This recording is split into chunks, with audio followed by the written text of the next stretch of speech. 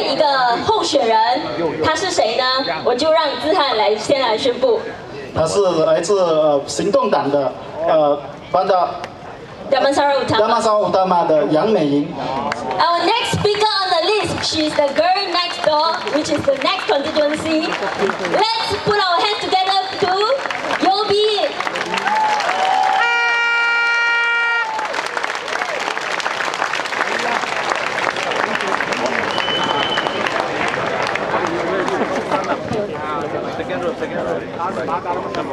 Hello, good evening, everyone. 大家晚上好。I'm the DAP candidate for Damansara Utama. Can I have a raise of hand? Who are my voters here? Wow, there are many bosses here. Yeah, I better perform a little bit so that I don't lose your votes. So I came here from Sungai Way. Just now we were having a ceramah there as well. I have also seen a lot of people.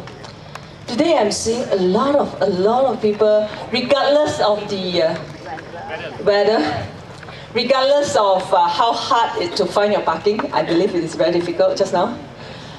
Regardless of everything, people are coming. And there is only one desire in our heart. I think it's a desire for a change. It's a desire for a change, for a better Malaysia.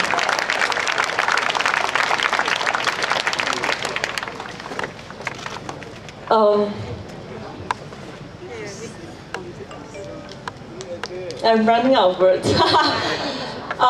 People are asking me, why do we need to change? And I always tell them a lot of comparisons. I have given, I think some of you have attended some of our ceramahs, and I've actually compare and contrast Barisan Nasional and Pakatan Rakyat, and why you need to choose Pakatan Rakyat. And today I'm telling you two stories and two factors why you need to choose Pakatan Rakyat.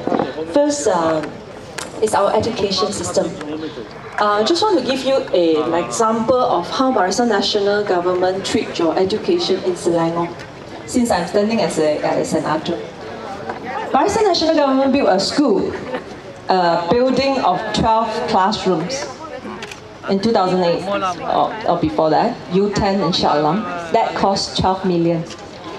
12 classroom, 12 millions. How can you count? One classroom, how many million? 1 million, or one classroom, 1 million. I do not know what is made of. Bungalow, and maybe they also rare cow in the classroom. And then you look at Pakatan Rakyat, how they built classroom for our children. We built a classroom in SRJKT Midland. It's a Tamil school, and it cost us 4.9 million.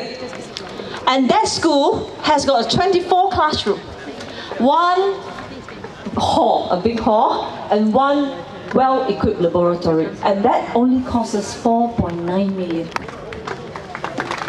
And that is the difference between Barisan Nasional and Pakatan Rakyat, and how they see education.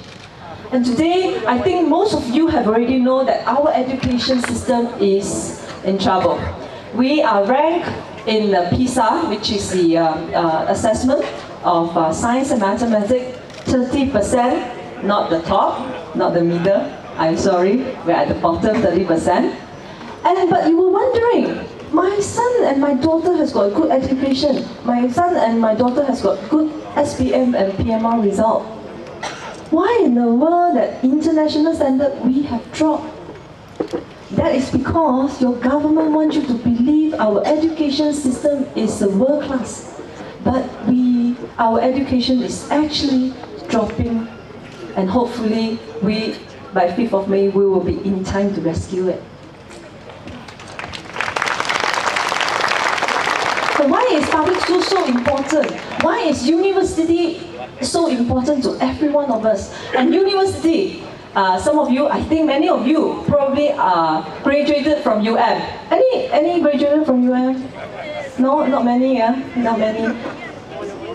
In 1962, NUS, which is National University of Singapore, went split from UM. that time there were no resources in NUS and everything. 1962, yeah, it's only 30 to 40 years now. And people is ranked 25 right now in the world. But our UM is 156. If you ask me, are Malaysians less intelligent than the Singaporean? No! No!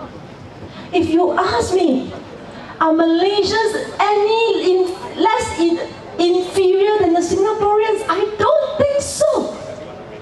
However, we have politicians in our university. The only way for us to change and upgrade our university is to kick the politician out of the academic world.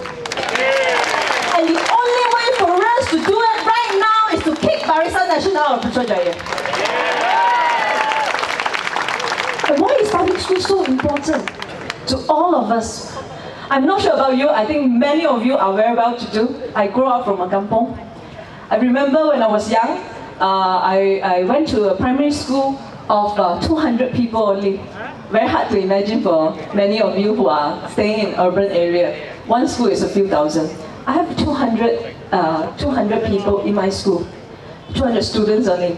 And I remember when I was standard 3, there were 4 good quality teachers who graduated from a good university, have a degree, and came to our school.